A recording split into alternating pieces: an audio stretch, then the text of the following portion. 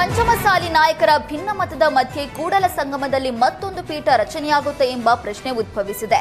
ಬಸವ ಜಯಮೃತ್ಯುಂಜಯ ಸ್ವಾಮೀಜಿ ನೇತೃತ್ವದಲ್ಲೇ ಮತ್ತೊಂದು ಪೀಠ ರಚನೆಯಾಗುತ್ತೆ ಅಂತ ಸಚಿವ ಸಿಸಿ ಪಾಟೀಲ್ ಹೇಳಿದ್ದಾರೆ. ಏಪ್ರಿಲ್ 22ಕ್ಕೆ ಹುಬ್ಬಳ್ಳಿಯಲ್ಲಿ ಕೂಡಲ ಸಂಗಮದ ಪಂಚಮಸಾಲಿ ಪೀಠ ಟ್ರಸ್ಟ್ ಸಭೆ ನಡೆಯಲಿದ್ದು, ಅಂದು ಪಂಚಮಸಾಲಿ ಪೀಠದ ಭವಿಷ್ಯ ನಿರ್ಧಾರವಾಗಲಿದೆ. ಗುರುಗಳು ಹೇಗಿರಬೇಕು ಅಂತ ಶಿಷ್ಟಾಚಾರ ಇದೆ.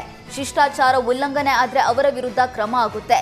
ಹಿಟ್ ಆ್ಯಂಡ್ ಮಾಡೋರಿಗೆ ಜನರೇ ಉತ್ತರ ಕೊಡ್ತಾರೆ ಅಂತ ವಿಜಯಾನಂದ ಕಾಶಪ್ಪನವರು ಮಾಜಿ ಸಚಿವ ಸಿಸಿ ಪಾಟೀಲ್ಗೆ ತಿರುಗೇಟು ನೀಡಿದ್ದಾರೆ.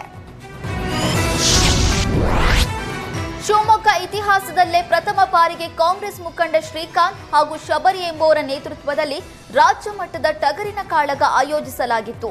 ಟಗರು ಕಾಳಗಕ್ಕೆ ರಾಣಿಬೆನ್ನೂರು, ಹಾವೇರಿ, ಸಾಗರ, ಬೆಂಗಳೂರು ಸೇರಿ ರಾಜ್ಯದ ಹಲವೆಡೆಗಳಿಂದ ಟಗರುಗಳು ಆಗಮಿಸಿದ್ವು. ಟಗರಿನ ಕಾಳಗ ವೀಕ್ಷಿಸಿದ ಜನರು ಶಿಳ್ಳೆ ಚಪ್ಪಾಳೆಗಳ ಮೂಲಕ ಕಾಳಗಕ್ಕೆ ಮತ್ತಷ್ಟು ಮೆರುಗು ತಂದ್ರು. ಟಗರು ಕಾಳಗದಲ್ಲಿ ಗೆದ್ದ ಟಗರಿಗೆ 1 ಲಕ್ಷ ರೂಪಾಯಿ ಬಹುಮಾನ ನೀಡಲಾಯಿತು. ನಿನ್ನೆ ಸಂಜೆ ಆರಂಭಗೊಂಡ ಹೊನಲು ಬೆಳಕಿನ ಟಗರು ಕಾಳಗ ತಡರಾತ್ರಿವರೆಗೂ ನಡೆಯಿತು. ಮಡಿಕೇರಿಯ ಬಿಸಿಎಂ ಮಹಿಳಾ ಕಾಲೇಜು ಹಾಸ್ಟೆಲ್ನಲ್ಲಿ ಕಾಲೇಜು ವಿದ್ಯಾರ್ಥಿನಿಯರ ಬ್ಯಾಗ್ ಕಳ್ಳತನವಾಗಿದೆ. ಕದೀಬನೊಬ್ಬ ಹಾಸ್ಟೆಲ್ ಒಳಗೆ ನುಗ್ಗಿ ಕಿಟಕಿ ಮೂಲಕ ವಿದ್ಯಾರ್ಥಿನಿಯರ ಬ್ಯಾಗ್ ಎಗರಿಸಿ ಎಸ್ಕೇಪ್ ಆಗಿದ್ದಾರೆ. ಬ್ಯಾಗ್ನಲ್ಲಿದ್ದ ಬಟ್ಟೆ ಹಾಗೂ ಹಣ ಕಳೆದುಕೊಂಡು ವಿದ್ಯಾರ್ಥಿನಿಯರು ಕಂಗಾಲಾಗಿದ್ದಾರೆ.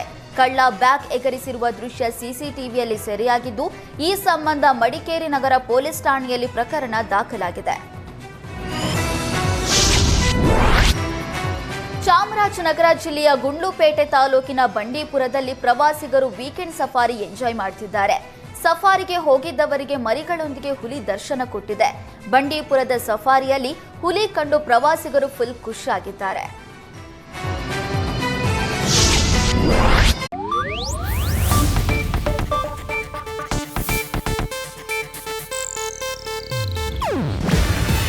ಇದು ಏಷ್ಯಾನೆಟ್ ನ್ಯೂಸ್ ನೆಟ್ವರ್ಕ್ ಪ್ರಸ್ತುತಿ.